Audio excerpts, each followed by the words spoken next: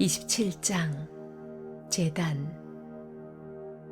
아카시아 나무로 제단을 만들어라. 가로와 세로가 2.25m의 정사각형 모양이 되게 하고 높이는 1.35m로 하여라. 네 귀퉁이에는 뿔을 하나씩 만들어 달되 4개의 뿔이 제단과 하나로 이어지게 하고 그 위에 청동을 입혀라. 재를 담는 통과 부삽, 대야, 고기집게, 화로를 만들어라.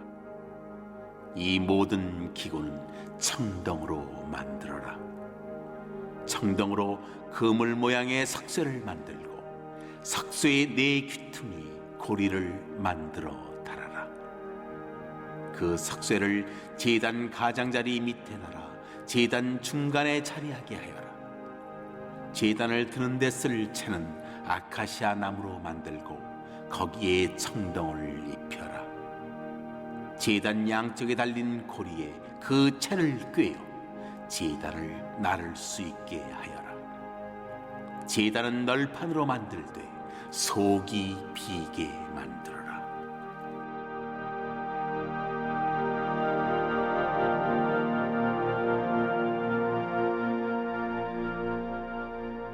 성막들.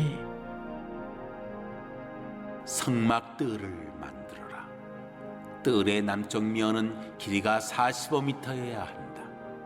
성막뜰을 두를 휘장은 가늘게 꼰 모시실로 짜고 휘장을 칠 기둥 20개와 청동으로 만든 밑받침 20개, 은으로 만든 갈고리와 줄도 만들어라. 뜰의 북쪽 면도 남쪽 면과 똑같이 만들어라. 뜰의 서쪽 끝에는 길이 22.5m 되는 휘장을 치고 휘장을 칠 기둥 10개와 밑받침 10개를 만들어라. 뜰의 앞쪽, 곧 뜰의 동쪽 끝의 길이도 22.5m로 하고 한쪽에 기둥 3개와 밑받침 3개를 세우고 길이 6.75m 되는 휘장을 쳐라. 다른 한쪽도 똑같이 하여라. 뜰의 정문에는 청색 실과 자주색 실과 주홍색 실과 가늘게 꼰 모실로 짜서 장인이 술을 놓은 9m 길이의 막을 쳐라. 밑받침 4개에 기둥 4개를 세우고 그 위에 막을 쳐라. 뜰 사방에 세울 기둥은 은줄로 묶고 은갈고리를 달고 청동 밑받침으로 받쳐야 한다. 뜰의 길이는 45m, 너비는 2.25m여야 한다. 성막의 말뚝과 뜰에 박을 말뚝을 비롯해 성막을 세우는 데 쓰는 모든 기구는 청동으로 만들어야 한다. 이스라엘 자손에게 등불에 쓸 맑고 깨끗한 올리브 기름을 가져오게 하여 등불이 끊임없이 타오르게 하여라. 아론과 그의 아들들은 이 등불을 회막 안 증거궤를 가리는 휘장 바깥쪽에 항상 켜두어 저녁부터 아침까지 하나님 앞에서 타오르게 해야 한다. 이것은 이스라엘 자손이 대대로 지켜야 할 영원한 규례다.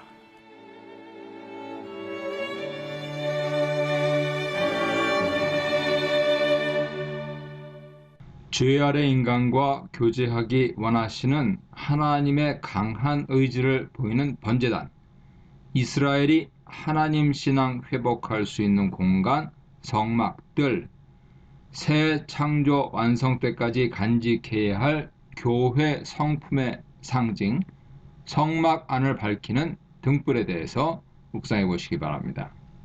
1절로 8절입니다. 마당에 축조하는 제단은 흔히 번제단 혹은 놋제단으로 불립니다. 그 크기는 가로 세로 높이가 5규빗, 5규빗, 3규빗, 미터법으로 50cm로 보면 2.5, 2.5, 1.5m로 그리 크지 않은 규모입니다. 라시다비는 높이는 순수 제단 부분만을 가리키고 꽤 높은 기단이 제단 아래 놓여 있었다고 추측합니다. 그가 생각하는 전체 높이는 10규빗, 5m에 이릅니다. 3규빗 높이 정도 제단이 돼도 상당히 낮은 편이라서 아래 기단이 놓였던 것 같습니다만 5m까지 높진 않을 것 같습니다. 제단 남쪽에 경서로가 만들어져 제사장이 올라가서 제사를 수행할 만큼 꽤 높았습니다. 제단 재료는 특이하게 나무 재료, 즉 조각목으로 만든 뒤에 노수를 입혔습니다. 제단 사면 모퉁이에는 뿔을 만들었죠. 제단 업무에 필요한 여러 비품들이 등장하는데요. 이 모든 것은 노수로 만들었습니다. 재를 담는 통에 부삽으로 제단 위에 재를 쓸어 담아 청소했을 것입니다. 재 버리는 곳은 뜰 문쪽, 즉 동쪽 제단 바로 앞에 마련되어 있습니다. 제사장들은 재와 짐승에 버리는 부위들을 그곳에 쌓아둔 뒤에 다른 옷으로 갈아입고 정기적으로 밖으로 내다버렸습니다. 대안은 어떤 사람들이 생각하는 대로 고기 담는 그릇이 아니라 피를 받는 사발이었습니다. 그 사발에 담긴 피를 제사장이 제단에 끼얹고 뿌렸습니다. 갈고리는 삼지창이었는데요. 사무엘상 2장 13절에서 엘리 아들들이 삶은 제물 고기를 건져 올릴 때 사용하던 갈고리 이름과 같습니다. 따라서 제단에서 쓰는 삼지창 갈고리는 제단 위에 고기를 가지런히 놓고 또 잘 타도록 정돈하기 위한 것이었고, 고기를 삶아서 먹는 거룩한 장소에는 삶은 고기를 건져 올리는 별개 삼지창이 있었을 것입니다. 불 올리는 그릇은 제단에서 불똥을 담아 내성소 향단에 분향하기 위한 비품입니다. 이것을 향로로 지칭하기도 합니다. 마찬가지로 향단재를 청소할 때 아마 이 그릇에 담아서 가지고 나왔을 것입니다. 민수기 16장에서 고라 일당은 이 향로를 사용하지 않고 자기들 멋대로 불법적인 향로로 향을 피우다 순식간에 몰살당했습니다. 하나님께 예배드린다 하면서 엉뚱한 방식, 인본주의적 방식으로 예배드리는 행위에 내린 무서운 심판이었죠. 한편 노수로 만든 철망, 즉 모퉁이에 놋골이 넷이 달린 석쇠는 제단 중간쯤에 설치했습니다. 석쇠는 고기를 넣고 태우는 비품임에 분명해 보이나 확인된 바는 없습니다. 우리는 이런 각종 제단에서 사용된 도구들에 대해 영적인 의미를 함부로 부여하지 말아야 합니다.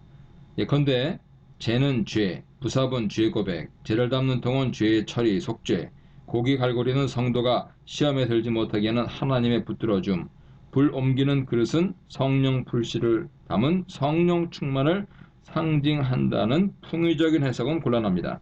이런 제단 비품들은 단순히 제단 관리를 위해 만들어 사용되었습니다. 제단 뜰은 조각목 널판으로 짠 뒤 노수로 입혔는데 널판 안쪽은 비워 놓습니다. 아마도 고열을 견딜 수 있도록 그 빈 공간은 흙으로 채웠을 것으로 예상되는데요. 흙을 제거하면 제단은 그리 무겁지 않아서 분해해서 쉽게 이동할 수 있었습니다. 즉 이동성을 고려한 설계를 할 수 있죠. 이를 위해 노수로 감싼 조각목체가 제단에 언제나 부착되어 있었습니다. 성전의 다른 비품들과 더불어서 제단은 주요 소모품 중 하나였을 것으로 보입니다. 모든 물건은 수명이 있는 법이죠. 제사장 옷들은 계속 지어져야 했을 것이고요. 일부를 제외한 비품들은 오래 사용한 뒤에 교체했을 가능성이 큽니다. 번제단은 수많은 제사를 드리므로 조각목이 강한 화력에 많이 손상되고 정기적으로 식양을 따라서 다시 짰을 것입니다. 성막 전체 크기가 동소로 100규빗임이 명시됩니다. 즉 그것은 뜰의 남쪽, 북쪽의 울타리 길이로서 전체 세마포 포장을 둘러쳐야 합니다. 소요되는 기둥이 20개인데요. 여기에 규격 재료가 명시되어 있지는 않으나 출애굽기 36장 36절을 통해서 기둥들은 모두 조각목으로 만들었다는 것을 알 수 있습니다. 유대 전승에 의하면 기둥의 크기는 가로 세로 1규빗이었다고 합니다. 높이는 뒤에서 5규빗으로 언급됩니다. 튼튼한 받침대가 기둥을 받쳤고 출애굽기 38장 17절에 의하면 위쪽에는 은으로 만든 머리싸개가 놓여 있었습니다.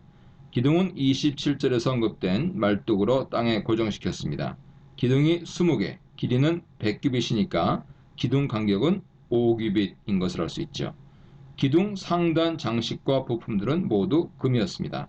머리싸개와 더불어 위에 붙었던 갈고리와 가름대는 은으로 제작되었습니다. 이것들은 정체가 불분명한데요. 아마도 가름대는 울타리 포장 상단을 끈으로 묶는 부품, 기둥에 붙은 갈고리에 그 가름대를 걸어서 울타리 포장을 펼쳐 세웠을 때 사용하던 것으로 보입니다. 뜰의 서쪽, 즉 지성소 뒤쪽 울타리는 50규빗이었습니다.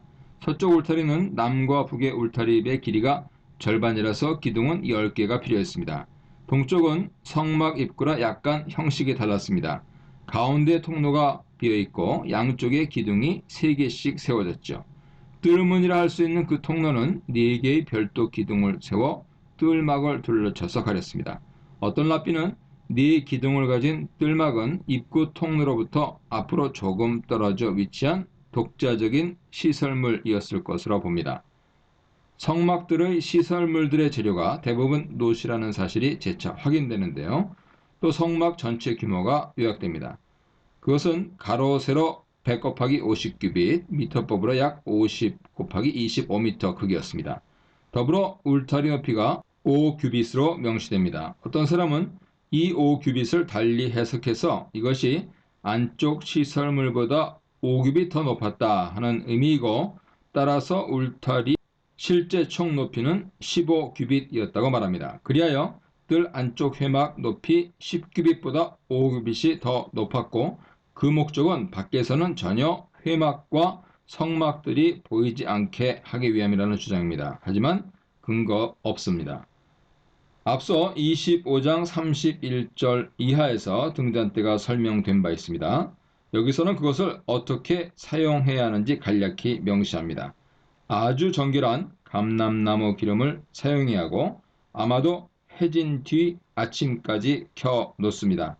밤중에 2~3차례 기름을 채우고 불을 점검해야 했다고 보는 사람도 있지만 확실하진 않습니다. 또 학자들 중에는 회막은 자연광이 완전히 차단된 공간이었을 것으로 추측하면서 등잔대를 종일 켜놓았다고 보는 사람도 있습니다.